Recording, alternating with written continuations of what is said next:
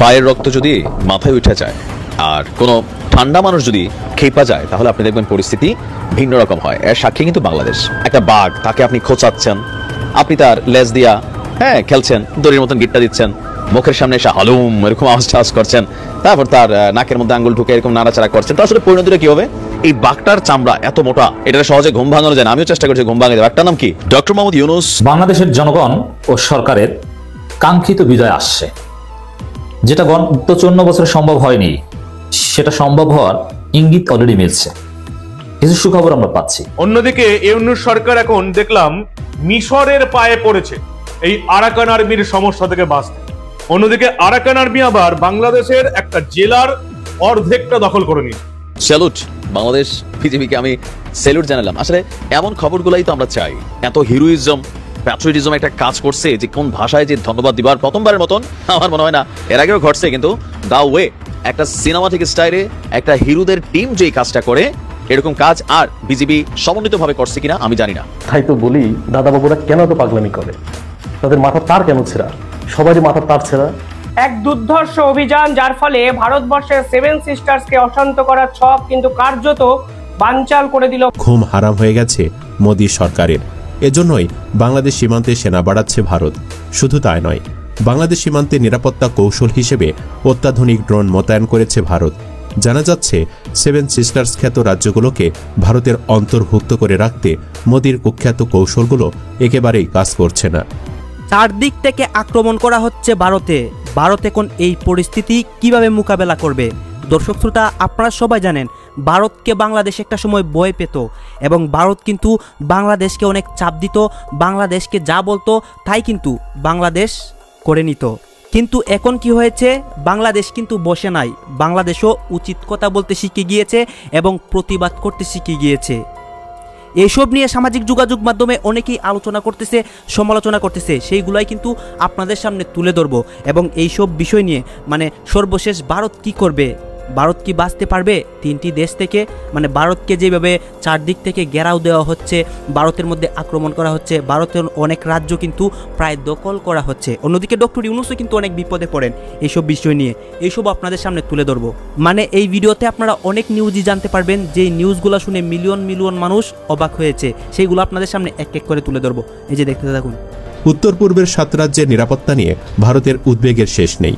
আর এরই মধ্যে খবর এলো, ভারতের অভ্যন্তরে ঢুকে অরুণাচল প্রদেশের 100 কিলোমিটার ভূমি দখল করে ফেলেছে চীনের সেনারা।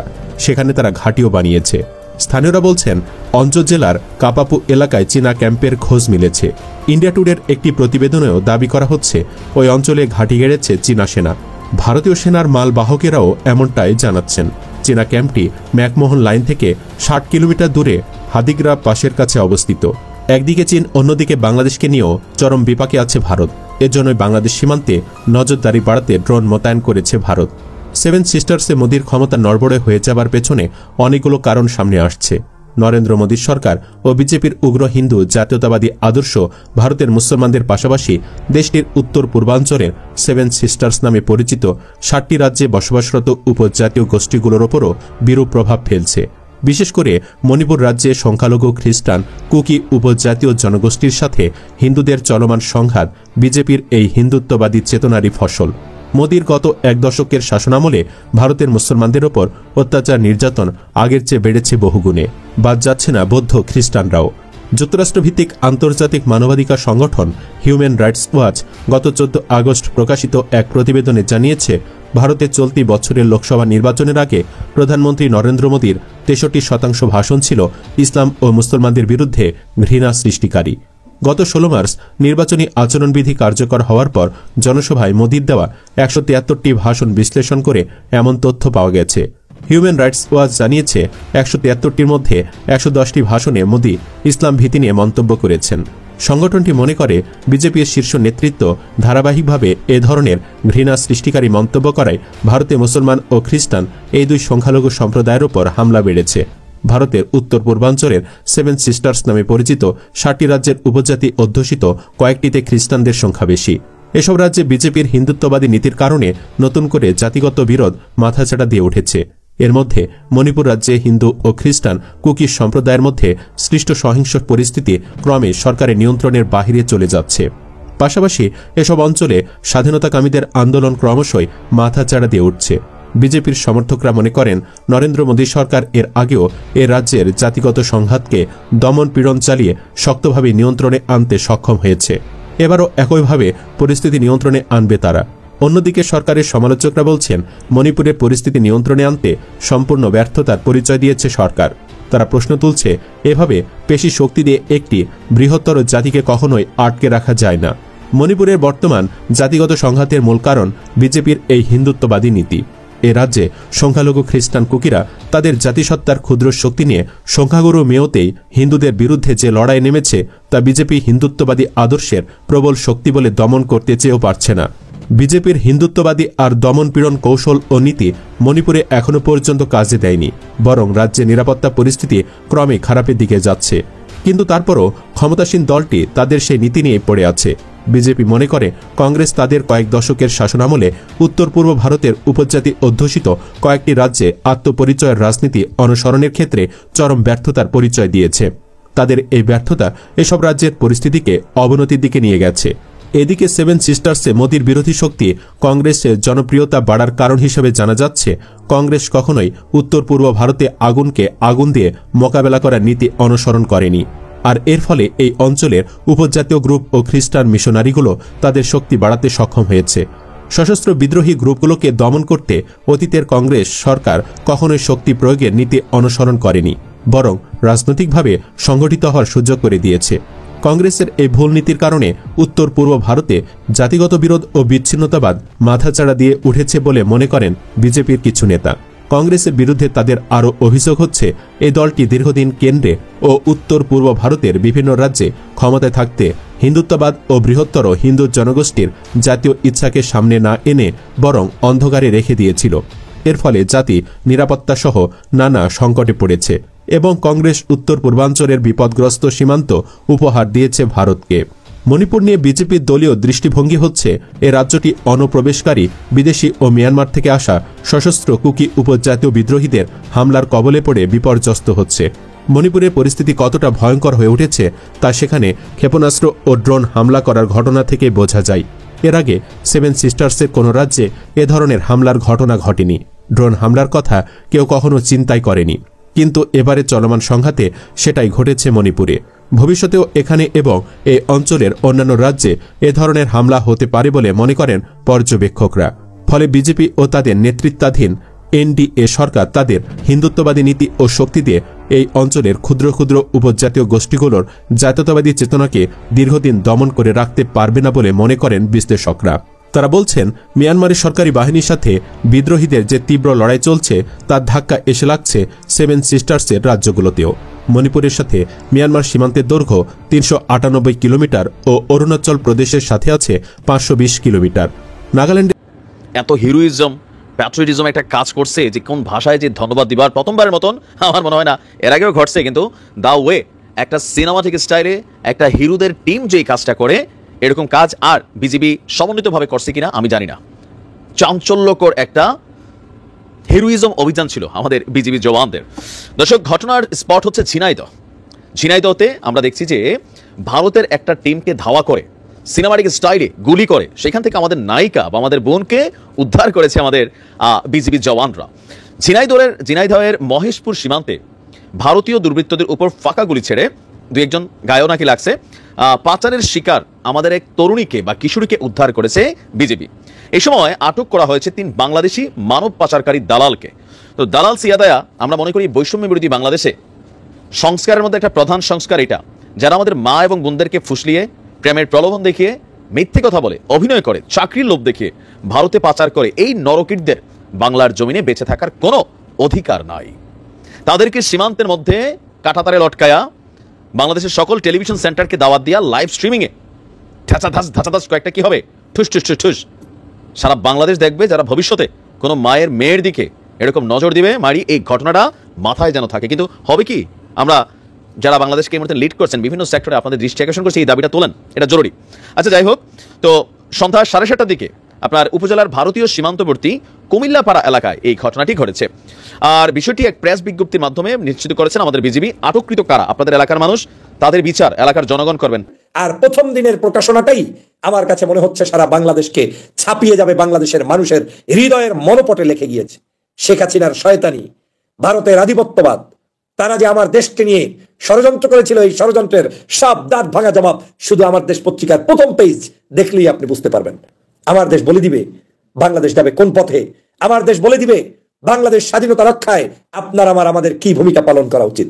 প্রিয় সহযোদ্ধা ভাইরা, আমি আপনাদেরকে স্পষ্ট করে বলতে চাই, আমার এই দেশকে নিয়ে যারা ষড়যন্ত্র করছে, দেশটাকে যারা বিক্রি করতে চাচ্ছে, রাজনৈতিকভাবে এই দেশটাকে যারা পদানত করতে চাচ্ছে, কারো রাজ্যে পরিণত করতে যাচ্ছে, কিংবা কারো বগলের তলে নিয়ে হাঁটতে চাচ্ছে, সেইটা এই দেশে হতে দেওয়া হবে না। এই বাংলাদেশে এই পত্রিকার মাধ্যমে সমগ্র বাংলাদেশের বাস্তব চিত্রটি আমরা ফুটিয়ে তুলব। প্রিয় বন্ধুরা আমার, একদিনই দিল্লিতে আঘাত লাগিয়ে দিয়েছেন মাহমুদুর রহমান। শুধু আজকের রবিবারের পত্রিকা, আজকের রবিবারের এই পত্রিকার যদি প্রথম মলাটটা দেখেন, প্রথম পেজটা আপনি দেখেন, তাহলেই আপনার কাছে মনে হবে যে আগুন ধরিয়ে দিয়েছে মাহমুদুর রহমান। এই যে মাহমুদুর রহমানের প্রথম পেজ আপনাদেরকে দেখিয়ে দিচ্ছি যে মাহমুদুর রহমান কোথায় আগুনটা ধরিয়ে দিলেন। মাহমুদুর রহমান আগুন ধরিয়ে দিয়েছেন ভারতীয় আধিপত্যবাদের বিরুদ্ধে। দেখেন, এই হচ্ছে আজকের আপনার আমার দেশ পত্রিকা। আজকের শিরোনাম হচ্ছে দিল্লিকে ঢাকা অ্যাটাক করতে বলেছিলেন শেখ হাসিনা। তারপরে হচ্ছে সঙ্গে 14 সুটকেস নিয়ে উদ্বিগ্ন ছিলেন। তারপরে হচ্ছে তারেক সিদ্দিকী পালিয়েছেন একই বিমানে। এরপরে হচ্ছে ইতিহাসে তোমরা অমলিন। এই হচ্ছে আজকের আমার দেশের আজকের পত্রিকার শিরোনাম। বর্তমানে ইউনূস সরকার পাকিস্তানের সঙ্গে বন্ধুত্বপূর্ণ সম্পর্ক তৈরি করেছে, মানে যাকে বলে গলায় গলায় বন্ধু। এবার বাংলাদেশের সঙ্গে হাত মেলাচ্ছে বদমাশ চীন। সামরিক অস্ত্র দিয়ে বাংলাদেশকে যুদ্ধের জন্য প্রস্তুত করতে প্রথম পদক্ষেপ নিয়ে ফেলেছে শি জিনপিং সরকার। এবার made in China fighter jet হাতে পেতে চলেছে বাংলাদেশ, আর তাতেই সিঁদুরে মেঘ দেখছে ভারত। হঠাৎ করে কেন এই ফাইটার জেট দিল বাংলাদেশকে? তাহলে কি পিছনে পিছনে ভারতের উপর হামলার ছক কষছে চীন, পাকিস্তান, বাংলাদেশ? যদি তাই হয় তাহলে কিন্তু ঘোর বিপদের মুখে পড়তে চলেছে দিল্লি। বাংলাদেশ তাদের সেনাবাহিনীকে আরো শক্তিশালী করতে চীন থেকে যুদ্ধ বিমান কেনার পরিকল্পনা সেরে ফেলেছে। চীন বাংলাদেশের সঙ্গে অস্ত্র চুক্তি করছে। সম্প্রতি চীনের JF-17 থান্ডার যুদ্ধ বিমান পাবে বাংলাদেশ। তবে শুধু বাংলাদেশকেই নয়, পাকিস্তানের কাছেও এই ফাইটার জেট আছে। চীন উভয় দেশকে উন্নত যুদ্ধ বিমান ও প্রতিরক্ষা ব্যবস্থা দিয়ে সাহায্য করছে। এ ধরনের প্রতিরক্ষা চুক্তির কারণে ভারতের চারপাশে আঞ্চলিক নিরাপত্তার বিষয়টি গুরুতর হয়ে উঠেছে। এবার আপনাদেরকে একটু বলি যে JF-17 এর বৈশিষ্ট্যটা ঠিক কি। JF-17 থান্ডার হলো একটি একক ইঞ্জিন বিশিষ্ট যুদ্ধ বিমান। পাকিস্তানের যুদ্ধ বিমান বাহিনীর ক্ষেত্রে JF-17 থান্ডার মেরুদণ্ড। এটি ভারতের তেজসের মতো light weight multi role fighter jet. এটা একটি মাল্টি রোল ফাইটার। এবার নিশ্চয়ই মনে প্রশ্ন আসছে যে মাল্টি রোল ফাইটার এই জেটের বৈশিষ্ট্য কি? অনেক দূর থেকে হামলা করা যায়, প্রতিপক্ষের যুদ্ধ বিমানকে পিছু করা, প্রতিকূল আকাশ সীমায় ঢুকে বিপক্ষের ঘাঁটি মাটির খুব কাছাকাছি নেমে হামলা করা, এইসব করতে পারে JF-17 বিমান। স্বাভাবিকভাবেই ক্ষিপ্রতা কম, তাই মাঝ আকাশে তেজস সব দিক থেকে টেক্কা দেয় JF-17 থান্ডারকে। পাকিস্তানে এই বিমানের 55% তৈরি হয়, চীন তৈরি করে থাকে বাকি অংশ। তবে তাকে সত্যি সেই উচ্চতায় পৌঁছতে পেরেছে? এই বিষয়ে কিন্তু এখনো প্রশ্ন রয়ে গেছে। পাকিস্তান এবং বাংলাদেশ তাদের সেনাবাহিনীকে শক্তিশালী করতে চীন থেকে যুদ্ধ বিমান কিনছে। চীন ক্রমাগত বাংলাদেশের সঙ্গে অস্ত্র চুক্তি করছে, সামরিক বাহিনী সম্প্রতি বাড়াচ্ছে।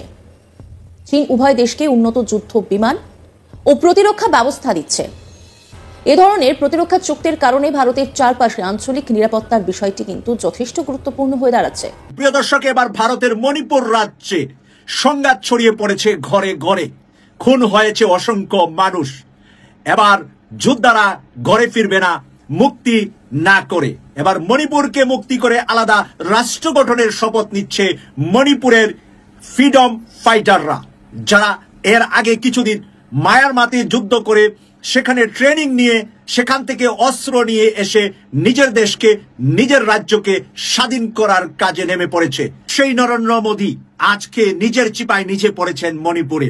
কারণ তার কাজটা ছিল তার পার্শ্ববর্তী প্রত্যেকটা দেশের সাথে হট্টগোল লাগিয়ে ফায়দা লুটা, আর সেই ফায়দা লুটার সেই নরেন্দ্র মোদীকে এখন কাপুরুষ করে দিচ্ছে তার নিজের দেশ মণিপুরের মুক্তিকামী জনতা। মণিপুরের মুক্তিকামী জনতার কণ্ঠে আপনারা কথা শুনেছেন, বিভিন্ন নিউজ থেকে আপনাদেরকে আপডেট করেছি আমি যে মণিপুরে এই মুহূর্তে কি অবস্থা চলছে। যে কোনো সময় মণিপুর ডিক্লার দিবে স্বাধীন মণিপুর একটি রাষ্ট্র হিসাবে। তাই সেই মণিপুরের সাথে সাথে ভারতের পূর্বাঞ্চলের 7 সিস্টার 7টি রাজ্যই আলাদা হওয়ার ঘোষণার মুখোমুখি অবস্থায় আছে।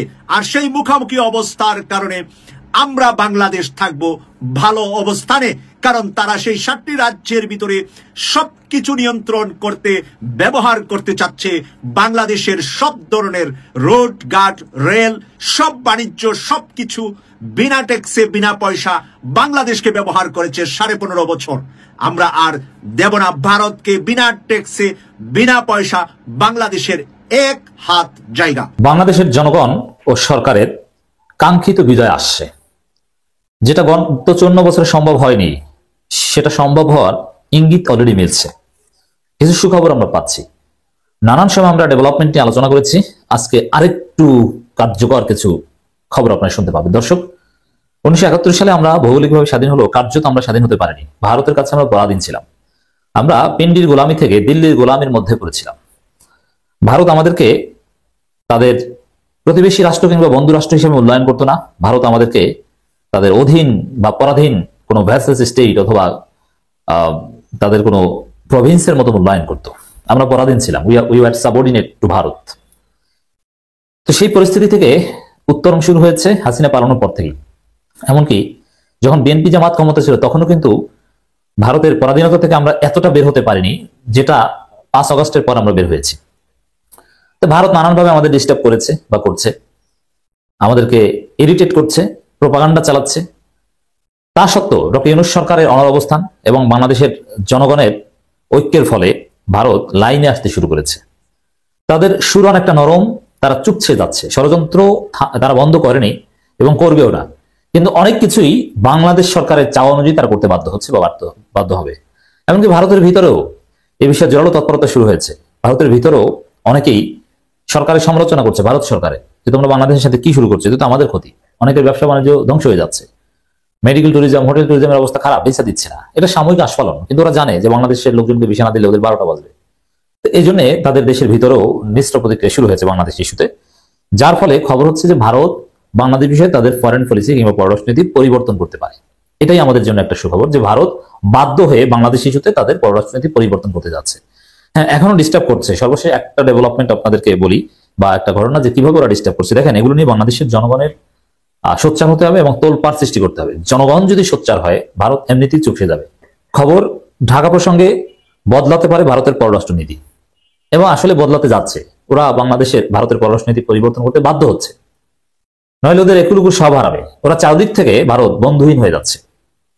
অতএব বাংলাদেশকে হারালে একদিক থেকে চীন মারবে, আরেকদিক থেকে পাকিস্তান মারবে, এরপরে যদি বাংলাদেশও মারে।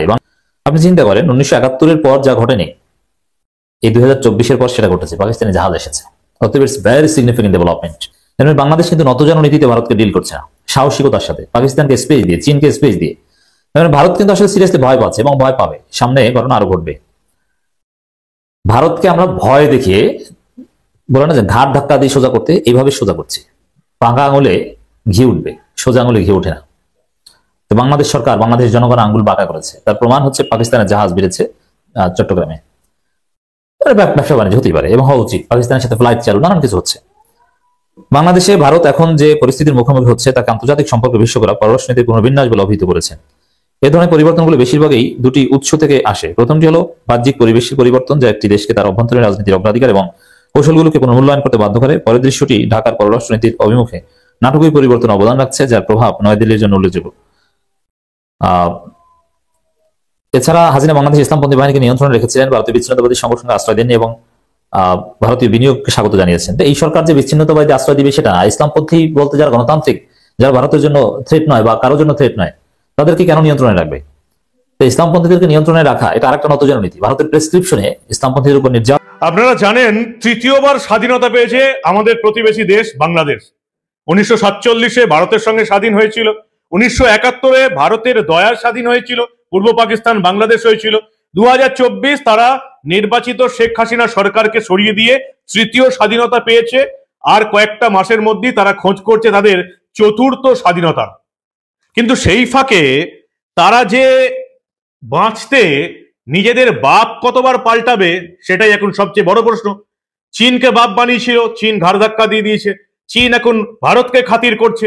পাকিস্তানকে বাপ বানানোর চেষ্টা করেছিল দুদিন আগে পর্যন্ত, সেই পাকিস্তানকে এখন তালিবানি সেনা উত্তম মধ্যম দিচ্ছে। অন্যদিকে ইউনূস সরকার এখন দেখলাম মিশরের পায়ে পড়েছে এই আরাকান আর্মির সমস্যা থেকে বাঁচতে। অন্যদিকে আরাকান আর্মি আবার বাংলাদেশের একটা জেলার অর্ধেকটা দখল করে নিয়েছে।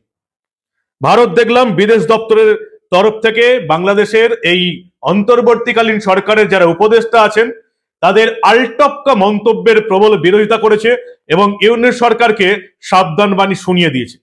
অন্যদিকে সবচেয়ে বড় কথা যেটা, যে ভারত বিরোধিতা করতে করতে বাংলাদেশের একটা জেলার অর্ধেকটা দখল হয়ে গেল, লুঙ্গি বাহিনী টেরও পায়নি।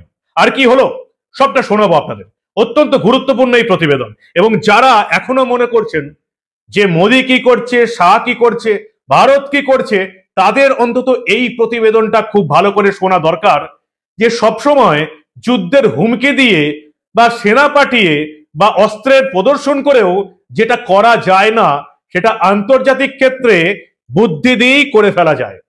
এবং সেটাই করছেন আমাদের কোনো মন্ত্রী নন, কোনো বিদেশ দপ্তরের আধিকারিক নন, আমাদের সেটাই করছেন ভারতের ফ্যান্টম অজিত দোভাল। কি করছেন তিনি সবটা শোনাবো আপনাদের, দেখাবো। এই প্রতিবেদন শেষ অবধি দেখুন। আমি মানব, দ্য নিউজ বাংলায় আপনাদের স্বাগত জানাচ্ছি। আরাকান আর্মি বাংলাদেশের একটা জেলার অর্ধেকটা দখল করে নিয়েছে। অন্যদিকে তালিবান পাকিস্তানকে গুঁতো মারছে। কিন্তু তার আগে যেটা আমি আপনাদের দেখাবো, যে এই যে অন্তর্বর্তীকালীন সরকার বাংলাদেশের এবং তাদের উপদেষ্টা মাহফুজ আলম যে ভয়ঙ্কর একটা পোস্ট করলেন, একটা ছবি দিয়ে বাংলাদেশের ম্যাপ, এবং সেখানে তিনি পশ্চিমবঙ্গের বেশ কিছু এলাকা ঢুকিয়ে নিলেন। পশ্চিমবঙ্গের একাংশ অসম ত্রিপুরাকে বাংলাদেশের অন্তর্ভুক্ত করে দিলেন, যদিও ধক নেই, দম নেই। 2 ঘন্টার মধ্যেই সেই পোস্টটা সরিয়ে নিয়েছেন তিনি। এত ভীতু এই বাংলাদেশের উপদেষ্টা, নাবালক উপদেষ্টারা। ভারত আজকে পরিষ্কার জানিয়ে দিয়েছে যে বাংলাদেশ সরকারকে আমরা সাবধান করেছি, এই ধরনের আলটপকা মন্তব্য করে দুদেশের মধ্যে সম্পর্ককে আর বিগ্রত দেবেন না। ভারতের তরফ থেকে বিদেশ মন্ত্রকের মুখপাত্র রণধীর জয়সওয়াল ভারতবাসীকে কি বলতে চাইলেন দেখুন আপনারা। That you referred to, made by a Bangladeshi senior leader. We have taken this up with the Bangladeshi government. We have actually strongly registered a protest on this issue. We understand that the post that you referred has been taken down. We would like to remind all concerned to be mindful of their public comments. While India has repeatedly signaled interest in fostering relations with the people and the interim government of Bangladesh, such comments underline the need for responsibility in public articulation. And once again to repeat that we have strongly protested against this with the Bangladesh government.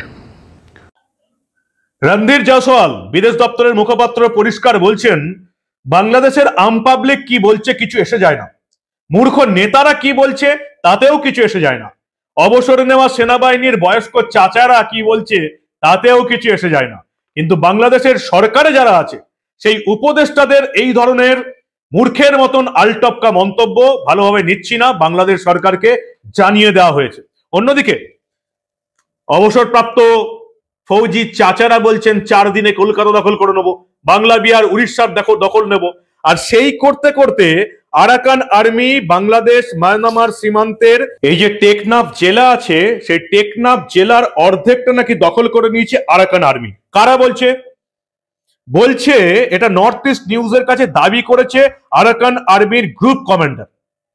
বিশ্বাসযোগ্যতা নিয়ে সন্দেহ অবশ্যই হবে, কারণ এটা কোনো পরীক্ষিত তথ্য নয়। কিন্তু আরাকান আর্মির গ্রুপ কমান্ডার পরিষ্কার ঘোষণা করছেন যে আমরা এই বাংলাদেশের টেকনাফ জেলার অর্ধেকটা দখল করেছি, এখান থেকেই আমরা মায়ানমারে অপারেশন চালাবো। বাংলাদেশের ভিতরেই একটা নতুন দেশ গজিয়ে উঠল, আরাকান আর্মির দেশ। যারা ভারত বিরোধিতা করছে, কলকাতা, বাংলা, বিহার, উড়িষ্যা দখলের স্বপ্ন দেখছে, তারা নিজেই জানে না তাদের দেশের একটা জেলার অর্ধেকটা দখল হয়ে গেছে। রীতিমতো যুদ্ধ চলছে, গুলির আওয়াজ, মেশিন গানের আওয়াজ, প্লেনের আওয়াজ। এবং সবচেয়ে অবাক করার কথা, আরাকান আর্মি হঠাৎ এই গত কয়েক সপ্তাহের মধ্যে তাদের অস্ত্রশস্ত্রের ভান্ডার প্রবলভাবে বেড়েছে, তাদের হাতে টাকার সাপ্লাই প্রবলভাবে বেড়েছে। অদ্ভুত কাণ্ড নয়? আরাকান আর্মি লড়ে যাচ্ছে মায়ানমারের জুন্টা সরকার, যে কোনো দিনের পতন হবে। শুধুমাত্র এই জুন্টা সরকার দু একটি শহরে আবদ্ধ হয়ে গেছে এবং আরাকান আর্মি পরিষ্কার জানিয়ে দিয়েছে যে এই যে টেকনাফ, বাংলাদেশের যে জেলা, সীমান্তবর্তী জেলা, এবং শুধুমাত্র টেকনাফের কিছুটা অংশ দখল করা নয়, বাংলাদেশের যে চেকপোস্টগুলি আছে এই সীমান্ত অঞ্চলে, টেকনাফ সীমান্ত অঞ্চলে, সেই সবকটা হাতছাড়া হয়েছে। অর্থাৎ সেখান থেকে বাংলাদেশের আর্মি বিজেপিকে মেরে তাড়িয়েছে এই আরাকান আর্মি। কলকাতা দখলের স্বপ্ন তো দিবা স্বপ্ন পরে পূরণ করবি, আগে তো নিজের যে দেশ বাঁচা। নিজের দেশের অর্ধেকটা দখল হয়ে গেল, এখনো এরা সোশ্যাল মিডিয়ায় নিজেদেরকে জাহির করার জন্য বাংলাদেশের জনতাকে ভুল বোঝানোর চেষ্টা করছে। বাংলাদেশের জনতা এই মূর্খ নেতা এবং অবসরপ্রাপ্ত এই বয়স্ক ফৌজি চাচাদের কথা কতটা বিশ্বাস করে সেটাই এখন দেখার। আরাকান আর্মি এই টেকনাফ জেলার একটা অংশ দখল করে নিয়েছে এবং সেই সঙ্গে সঙ্গে আপনারা দেখেছেন দুদিন আগেই পাকিস্তানের প্রধানমন্ত্রীর সঙ্গে বৈঠক করলো মোহাম্মদ ইউনূস, বাংলাদেশের অন্তর্বর্তীকালীন সরকারের প্রধান উপদেষ্টা। এবং আপনারা জানেন বাংলাদেশের বাপ বদল করার হ্যাবিট একটা আছে, যেমন তারা স্বাধীনতা দিবস বদল করে তেমনি তারা বাপ বদল করে। প্রথমে চীনকে ধরেছিল, চীন পরিষ্কার হটিয়ে দিয়েছে, চীন এখন ভারতের মুখাপেক্ষী। তারা এখন পাকিস্তানকে ধরলো, পাকিস্তানকে এবার শিক্ষা দিয়ে দিয়েছে তালিবানের জঙ্গি গোষ্ঠী হামলা করেছে পাকিস্তান আফগানিস্তানের এই সীমান্ত প্রায় খাইবার পাখতুনখোয়া এলাকায়। অতর্কিত জঙ্গি হামলায় এখন অব্দি যেটুকু জানা গেছে 16 জন পাক জওয়ানের মৃত্যু হয়েছে। মৃত্যুর সঙ্গে লড়াই করছেন আরো প্রায় 9-10 জন জওয়ান। মাঝরাত থেকে তালিবান জঙ্গিরা হামলা শুরু করে, 2.5 ঘন্টা ধরে গুলি চালিয়ে পাক এই সেনাদের পোস্টটা দখল করে নিয়েছে।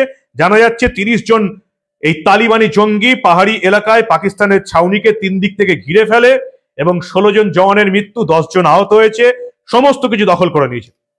তালিবান খেপে উঠেছে, পাকিস্তানকে বাঁশ দিচ্ছে যে পাকিস্তানকে বাপ বানিয়েছে বাংলাদেশ। পাকিস্তান বাংলাদেশকে সাহায্য করবে না তালিবানকে আটকাবে? শুধু তালিবান, হঠাৎ করে গত 2 সপ্তাহে দেখতে পাচ্ছি এই বালোচিস্তানের বালোচ বিপ্লবীরা খেপে উঠেছে। তারা এবার পাকিস্তান থেকে আলাদা হতে চায়। যদিও এই সমস্যাটা অনেকদিন আগেকার, বহু বছর ধরে চলছে, কিন্তু গত 2 সপ্তাহে হঠাৎ বালোচ জঙ্গিরা একটু বেশি খেপে উঠেছে। তারা বালোচিস্তানকে আবার আলাদা দেশ গড়ার জন্য পাকিস্তানকে চাপ দিচ্ছে। কি হচ্ছে বলুন তো? বাংলাদেশ যাদেরকেই বাপ বানাচ্ছে তারাই নিজেদের সমস্যায় জর্জরিত হয়ে যাচ্ছে। কোনো কারণ আপনারা পাচ্ছেন? কাউকে ভাবছেন নাকি যে এর পেছনে আছে? আমি জানি না, আপনারা আমার চেয়ে অনেক বেশি বুদ্ধিমান। যদি আপনারা ভাবতে পারেন অবশ্যই ভাবুন। অন্যদিকে আরো একটা মজার ঘটনা দেখুন। আরাকান আর্মি, মায়ানমারের যে দেশ মায়ানমার, আগে ছিল বার্মা, সেই মায়ানমারের একটা বিদ্রোহী দল, বেশ কয়েকটা বিদ্রোহী দল একত্রিত হয়ে মায়ানমারে জুন্টা সরকারের পতন চাইছে, তাদের বিরুদ্ধে লড়ছে।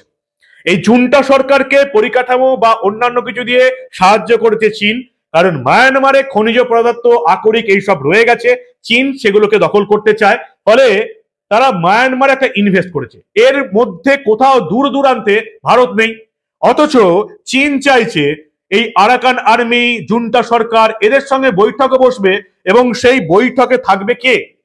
ভারত সরকার। কেন বলুন তো? যারা বলছেন এখনো যে মোদি কি করছে, শাহ কি করছে, ভারত কি করছে, তাদের এগুলো একবার ভাবার কথা। মায়ানমার জুন্টা সরকার, আরাকান আর্মি তাদেরই দেশের বিদ্রোহী সংস্থা, বিদ্রোহী দল, তারা সরকার দখল করবে। চীন সেখানে ইনভেস্ট করেছে, চীনের মাথা ব্যথা আছে, তারা ভারতকে টানছে কেন? কখনো ভেবে দেখেছেন? অন্যদিকে আবার ইউনূস বুঝে গেছে চীনের কাছ থেকে সাহায্য পাবে না। পাকিস্তান তাদের কাছ থেকে কি করে সাহায্য পাবে? পাকিস্তান তো নিজেই ভিখারি দেশ, খেতে পায় না। অন্যদিকে একটা সীমান্তে বালোচ, একটা সীমান্তে তালিবান পাকিস্তানকে গুটিয়ে যাচ্ছে। পাকিস্তান বাংলাদেশকে সাহায্য করতে পারবে না, এটা মোহাম্মদ ইউনূস বুঝে গেছেন। কার কাছে সাহায্য চাইলেন এবার মোহাম্মদ ইউনূস এই আরাকান মায়ানমার সীমান্ত এই পরিস্থিতি থেকে সামলাতে সাহায্য চাইল থাইল্যান্ড এবং মিশরে। তারা পৌঁছে গেল ব্যাংককে 6 দেশের ক্রাইসিস মিটিং এ গেল মোহাম্মদ ইউনূস। 6টা দেশ ক্রাইসিস মিটিং করছে, আরাকান আর্মি মায়ানমার দখল করছে, জুন্টা সরকারকে হটিয়ে দিচ্ছে। 6টা দেশ ক্রাইসিস মিটিং করবে। কোন 6টা দেশ? বাংলাদেশ এবং মায়ানমার ছাড়াও আর যে 4টে দেশ আছে ভারত, চীন, লাওস এবং কম্বোডিয়া। সূত্রের খবর, বাংলাদেশ চাইছে মায়ানমারে বিদ্রোহীদের আলোচনায় বসতে উদ্যোগী হোক এই 6টা দেশ। বাংলাদেশ ছাড়া বাকি যে 5টা দেশ ভারত, চীন, লাওস, কম্বোডিয়া এবং মায়ানমার এরা আলোচনায় বসুক। কিন্তু চীন আবার এটা চাইছে না। ভারত এবং চীন আবার দুটো দেশই এই সম্ভাবনা উড়িয়ে দিয়েছে। চীন চাইছে না যে এই বৈঠক করতে। গাইজ আপনারা তো দেখলেন এখানে কি কথা হচ্ছে, অনেকেই অনেক কথা বলতেছে, অন্যদিকে ভারত বাংলাদেশের বিষয়কে কেন্দ্র করে অনেকে আলোচনা করতেছে, সমালোচনা করতেছে। আবার বাংলাদেশকে কিন্তু বর্তমানে চীন, পাকিস্তান সবাই সহযোগিতা করতেছে। এইটার জন্যই কিন্তু ভারত এক প্রকার ভয় পাচ্ছে বাংলাদেশকে। আর এইসব নিয়ে ভারত কি পদক্ষেপ নিয়েছে এবং ভারত কি প্রস্তুতি নিচ্ছে মানে এইসব পরিস্থিতি মোকাবেলা করতে, এইসবও দেখিয়েছি। দর্শক শ্রোতা, এতক্ষণ আপনাদেরকে যা কিছু দেখিয়েছি সবকিছু কিন্তু আমরা সোশ্যাল মিডিয়া থেকে সংগ্রহ করেছি। অনেকেই অনেক কথা বলতেছে, সেই কথাগুলো আপনাদের সামনে তুলে ধরছি। ভারত বাংলাদেশের বিষয় নিয়ে, বাংলাদেশের অনেক বিষয় নিয়ে বর্তমানে যে একটার পর একটা ট্রেন্ডিং নিউজ হচ্ছে বা অনেক ঘটনায় হচ্ছে, সেইগুলোর ঘটনার বিস্তারিত কিন্তু আপনাদের সামনে তুলে ধরেছি। এইসব দেখে আপনাদের কি মনে হচ্ছে এটা কিন্তু আপনারা অবশ্যই কমেন্ট বক্সে লিখে যাবেন। এবং আপনাদের কাছে আমার রিকোয়েস্ট থাকবে আমার চ্যানেলটি সাবস্ক্রাইব করবেন এবং পাশে থাকা বেল আইকনটি অবশ্যই বাজিয়ে যাবেন, যাতে করে নেক্সট ভিডিওটা সবার আগে আপনাদের কাছে পৌঁছায়। ধন্যবাদ।